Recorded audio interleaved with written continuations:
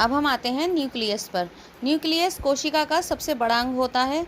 ये देखिए, कोशिका बीच में केंद्रक होता है, और केंद्रक की खोज रॉबर्ट ब्राउन ने की थी। न्यूक्लियस कोशिका का ब्रेन और कंट्रोलर होता है। पूरी कोशिका को यही कंट्रोल करता है, किसको क्या देना है। इसमें क्रोमोसोम्स पाए जाते हैं। क्रोमोसोम्स के अंदर डीएनए, आरएनए और जीन पाया जाता है, जिसमें प्रोटीन 80% और डीएनए 10% पाया जाता है, और 10 अदर चीज़ें पाई जाती हैं। ठीक है, अब हम आते हैं लाइसोसोम। लाइसोसोम की खोज की थी जी डुबे ने। लाइसोसोम में बहुत ही पावरफुल हाइड्रोक्लोरिक एंजाइम होते हैं, जो कि जल अपघटक पाया जाता है, जो अगर किसी भी कोशिका के अंग पर पड़ गया तो उसे जलाकर रख देता है।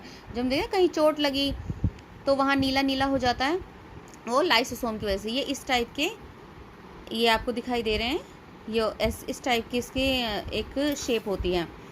इसे सुसाइड बॉडी, आत्महत्या की थैली भी कहा जाता है, और इसे कोशिका के अंदर का पाचक तंत्र कहते हैं।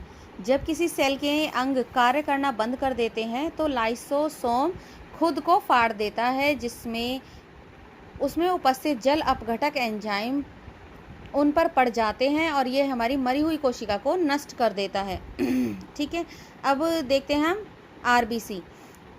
आरबीसी में लाइसोसोम नहीं होता, यह स्प्लीन में होता है। आरबीसी लाइसोसोम में नहीं होता।